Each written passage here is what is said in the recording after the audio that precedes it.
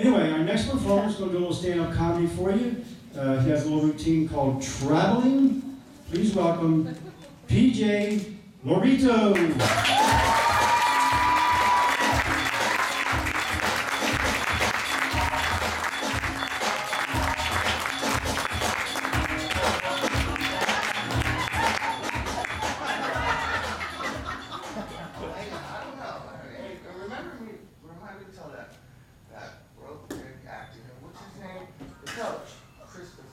Make sure on the intro, drop your doctor, and please tell him not to say comedy. I'm not doing stand-up, I'm just storytelling, all right? All right, bye.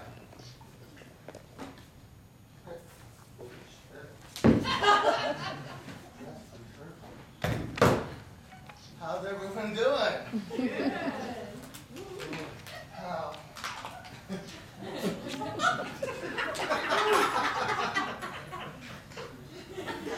Oh my God. So, how's everyone doing tonight?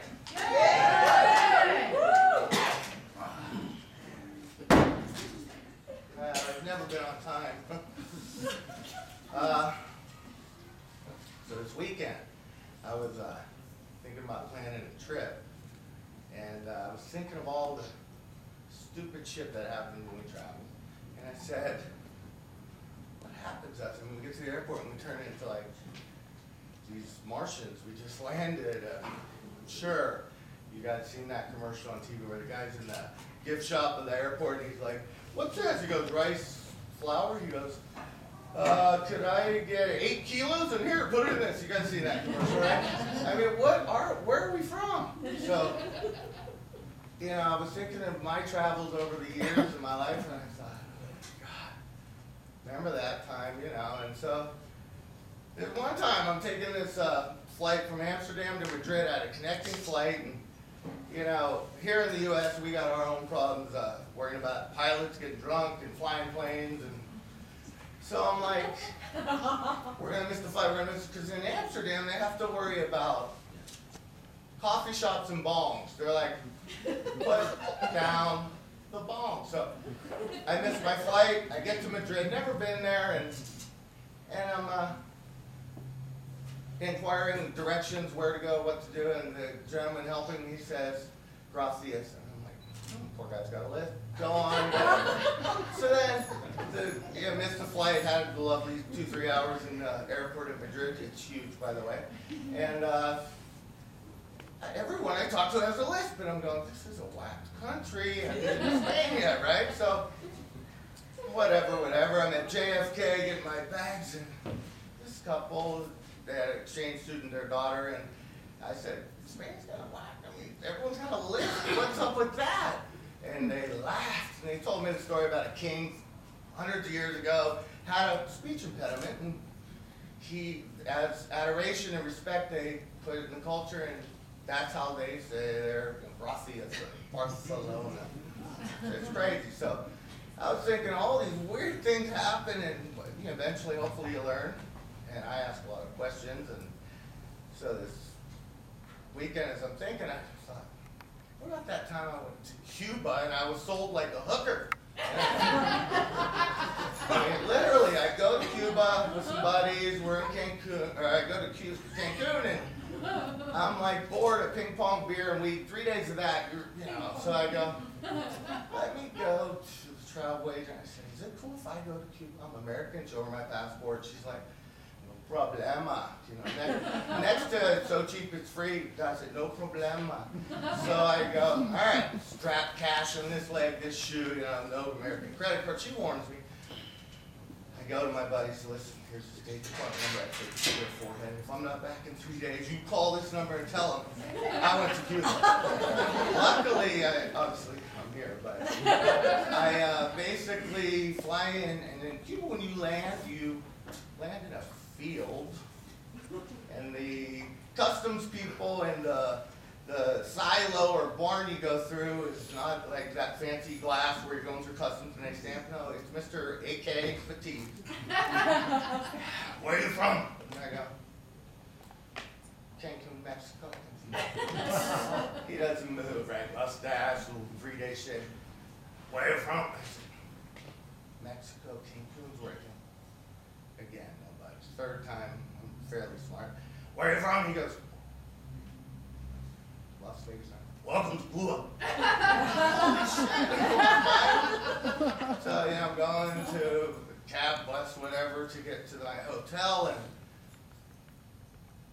I get on this bus, and now, this is a time, if any of you recall, when Ilian Gonzalez deal was happening, so go, PJ, fix that week. So I'm there, and so I'm trying to mix in with the Canadians, Europeans, Italians, whatever, so I don't, be identified as American. Remember, cash strap, no credit cards they take to Cuba from America. So I'm going to be Italian. So I'm trying to mix in with the Italians. I couldn't pass for Chinese, so I went with so I'm on the bus, and I swear to God, 2 minutes from the airport, bus service, and that's the hotel, Ilian Gonzalez. I sink into my chair like, oh shit, I'm not American. They get me to my hotel, drop me off, and I'm Mr. Tourist. I booked a tour for the next day, so I'm going on this bus trip. It's an hour-and-a-half drive, or bus ride to this famous, beautiful beach. And I came from Cancun, so after an hour at that beach, I was done, and I go up to the guy and I go, hey, is it safe if I take a taxi and go back to Havana?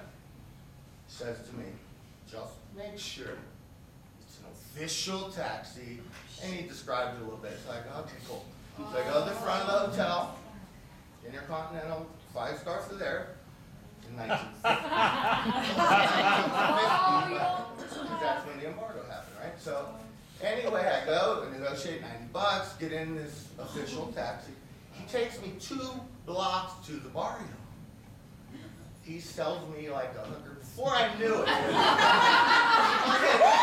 you guys, here's 40, I'm taking 50, peace out. And he went, and I'm like, in the barrio, bags, he's gone. Here's the red Nissan unofficial Sentra. I'm supposed to go to Havana, and what am I doing? Am I gonna run or get in the Sentra? I get in the Sentra. And basically, 2 Cubans, I speak a little Spanish, but not enough, so they're like, okay, listen, when we get to the checkpoints, because they don't have toll booths at McDonald's at every exit, they have military checkpoints. They go, just duck down. Are you kidding me? But whatever, I mean, you do what you do when you travel. So we get about a half hour in, 2 checkpoints, and my inside starts to relax, breathe in a little. About an hour, I start to see the outskirts of Havana, and I'm going, all right. If it goes south, no matter what, I can run from here. So we're getting close. These 2 guys, we had very little dialogue, as you can imagine, but they actually brought me right to my hotel. Oh. I'm like, oh, this is so cool. Get out, I turn. What do I say to them? I turn to them and I go, gracias.